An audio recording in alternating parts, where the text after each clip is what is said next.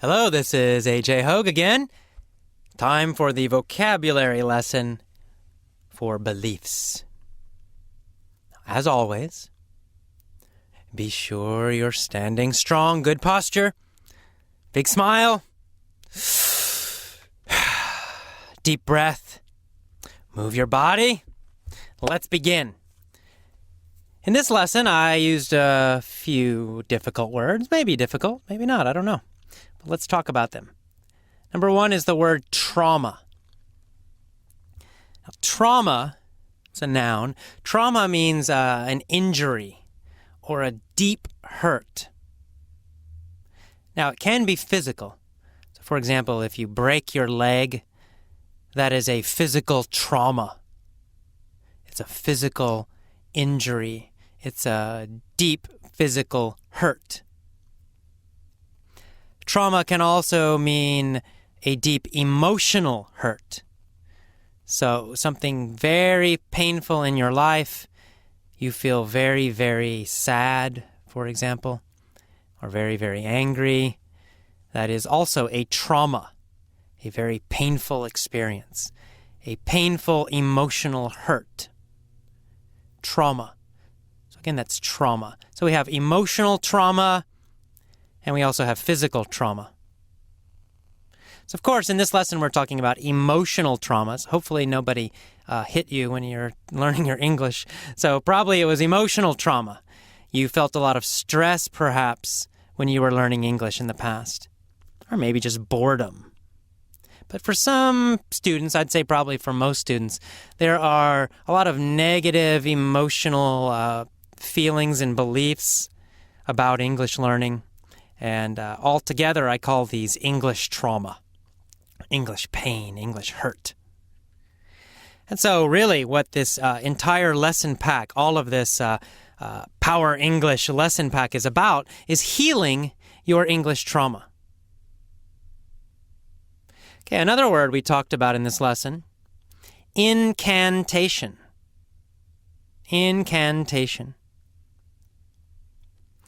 Incantation is a phrase or a sentence that you repeat again and again and again.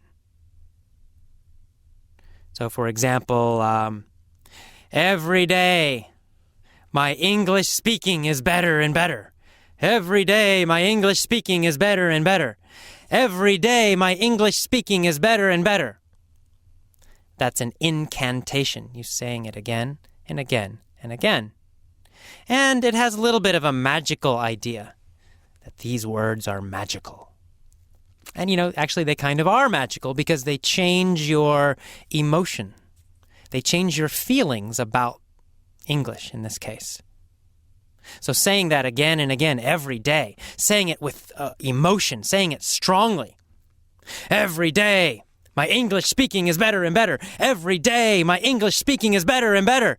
Every day, my English speaking is better and better. That actually is a little bit magical because it changes your feelings. Your feelings about English will improve. You will start to believe this. You will believe your English is getting better.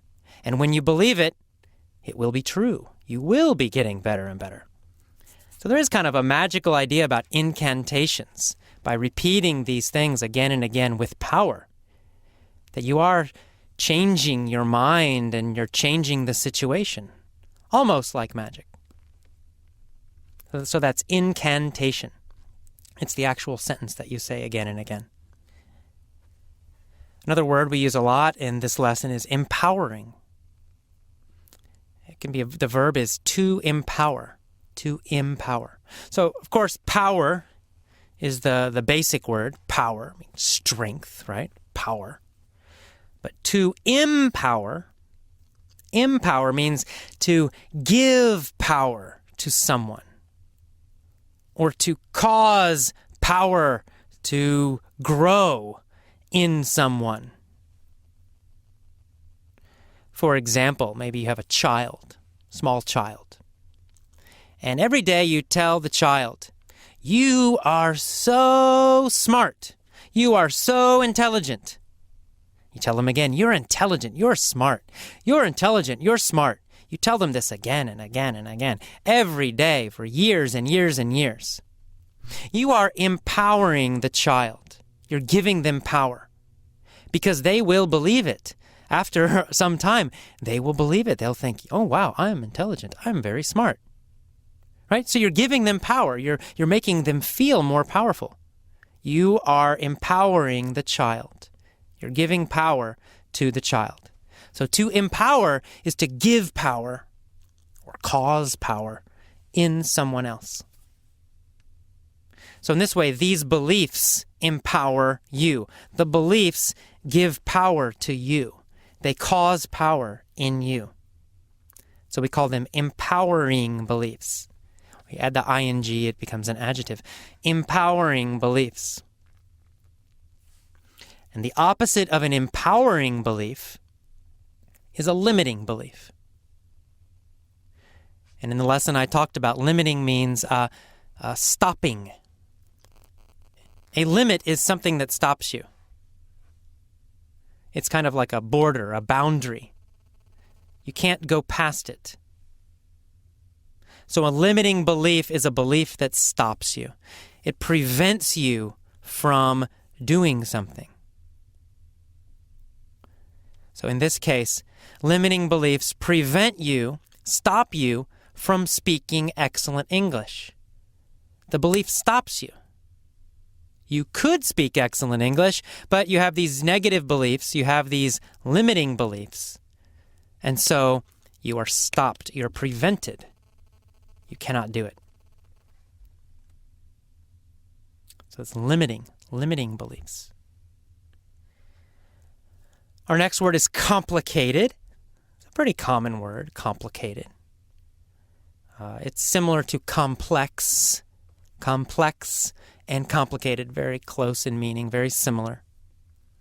And they are the opposite of simple.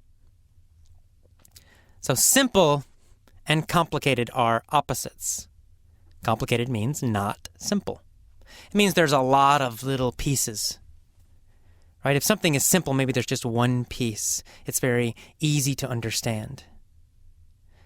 But if something is complicated, there are many little pieces to it, part of it. It's difficult to understand all of them. So some people think English is complicated. Oh my God, nouns and verbs in the past progressive and the future tense and the past perfect progressive and all these grammar terms, and oh my God, it's so complicated. And it is complicated if you learn that way. If you try to memorize, if you try to think about all these little grammar rules, then absolutely, yes, it will feel complicated. But luckily, it's not necessary. You don't need to do that. English can feel simple. Finally, we have the word reference. Reference or references. A reference is an example. That can have different meanings in different situations. But here, it means an example, a specific example of something. So you have this belief, English is painful. And then you have references, you have examples that prove it. For example, in middle school, my teacher made me feel stupid. Right? That's the reference. That is the example, the specific reference, the specific example. And then maybe you have another reference. I failed my high school English test. So now you have two references. Your middle school teacher made you feel stupid, and you failed your high school test. Two references, two examples of the belief. English is painful. So most beliefs have all these little references, these little examples. You use the references to prove the belief. So if you question the references, you can destroy the belief. So again, a reference is, in this case, a reference is an example, a specific example of something. And references support beliefs. References create beliefs. Okay, that is all. A very short and easy vocabulary lesson for this one. That is all of the vocabulary lesson for beliefs. Listen to it a few times. Read the transcript if necessary. But focus most of your energy on the main speech and on the mini story. Those are the two most important lessons. Those are the ones you need to listen to very often, repeatedly, and learn them deeply. Okay, I will see you next time. Bye-bye.